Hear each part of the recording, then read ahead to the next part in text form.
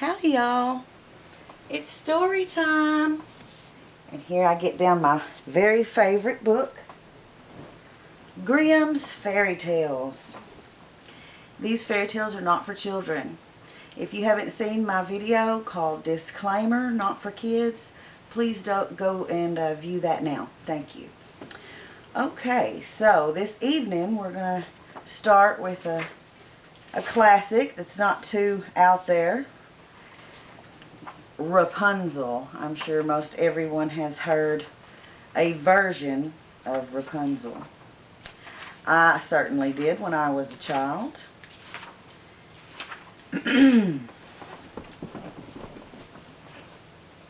Y'all ready? Rapunzel. There once lived a man and his wife who had long wished for a child, but in vain. Now there was, at the back of their house, a little window which overlooked a beautiful garden full of the finest vegetables and flowers. But there was a high wall round it, and no one ventured into it, for it belonged to a witch of great might, and of whom all the world was afraid. One day, that the wife was standing at the window and looking into the garden, she saw a bed filled with the finest rampion, and it looked so fresh and green that she began to wish for some, and at length she longed for it greatly. This went on for days, and as she knew she could not get the rampion, she pined away, and she grew pale and miserable. And the man was uneasy, and he asked, "What is the matter, dear wife?" "Oh," answered she, "I shall die unless I have some of that rampion to eat that grows in the garden at the back of our house."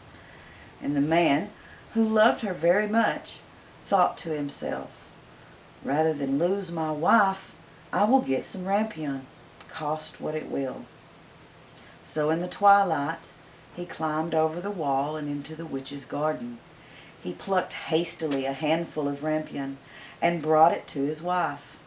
She made a salad of it at once and ate of it to her heart's content.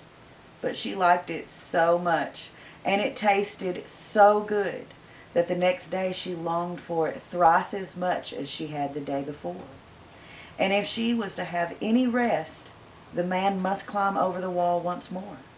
So he went in the twilight again, and as he was climbing back, he saw, all at once, the witch standing before him, and was terribly frightened, as she cried with angry eyes, "How dare you climb over into my garden like a thief and steal my rampion? It shall be the worst for you." "Oh," answered he, "be merciful rather than just. I have only done it through necessity, for my wife saw your rampion out of the window and became possessed with so great a longing that she would have died if she could not have had some to eat." Then the witch said, "If it is as you say, you may have as much rampion as you would like, on one condition. The child that will come into the world must be given to me. It shall go well with the child, and I will care for it like a mother." In his distress, the mind of the man, he promised anything, and so he did. And when the time came and the child was born, the witch appeared, and giving the child the name Rapunzel, which is the same as rampion, she took it away with her. Rapunzel was the most beautiful child in the world. When she was 12 years old, the witch shut her up in a tower in the midst of a wood, and it had neither steps nor door, only a small window above. When the witch wished to be let in, she would stand below and she would cry, "Rapunzel, Rapunzel, let down thine hair."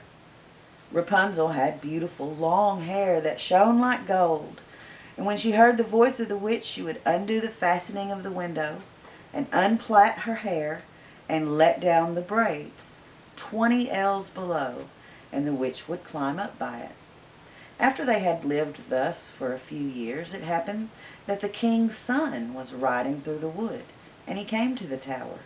And as he drew near, he heard a voice singing so sweetly that he stood still and listened. It was Rapunzel, in her loneliness, trying to pass away the time with sweet songs. The king's son wished to go into her, and sought to find a door to the tower, but there was none.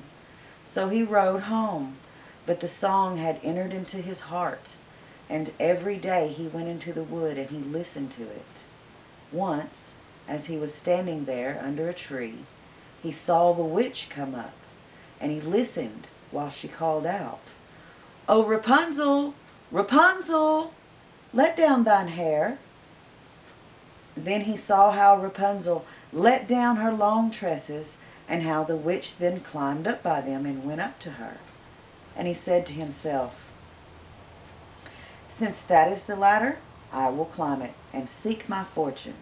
And the next day, as soon as it began to grow dusk, he went to the tower, and he cried, "O Rapunzel, Rapunzel, let down thine hair." And she let down her hair, and the king's son climbed up by it. And Rapunzel was greatly terrified when she saw that a man had come up to her, for she had never seen one before.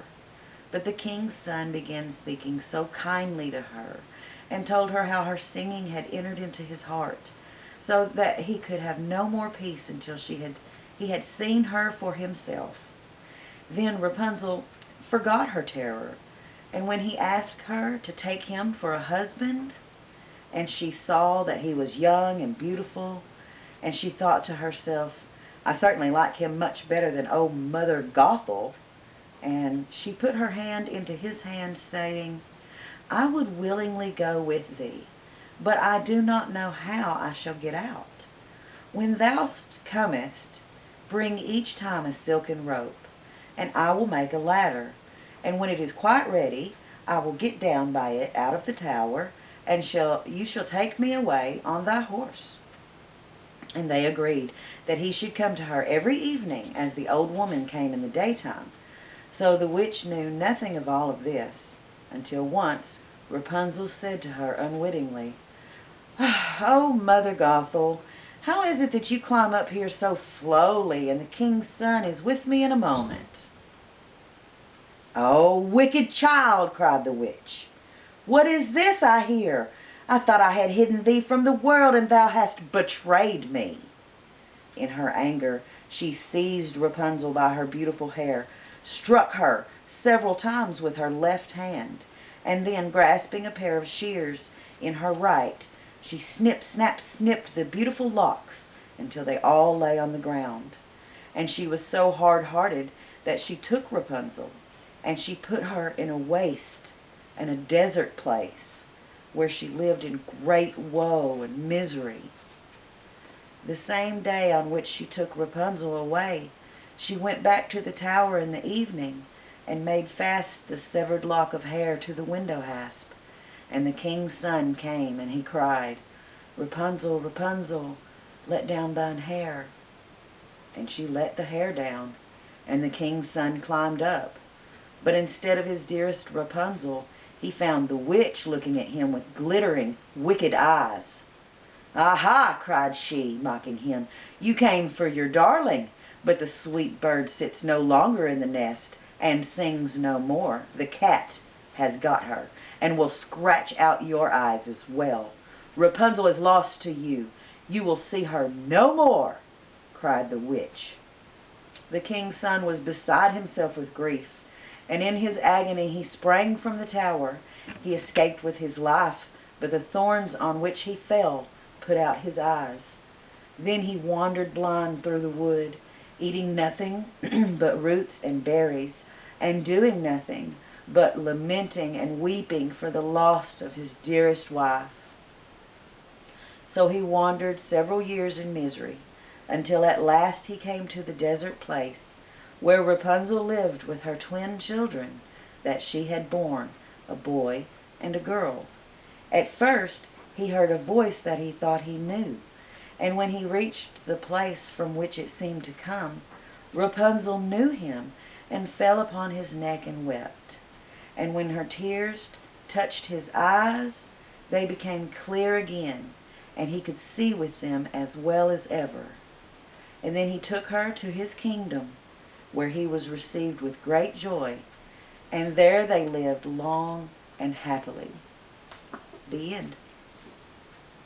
So that's basically the Rapunzel that I heard as a child, with a terrible, wicked, violent twist at the end.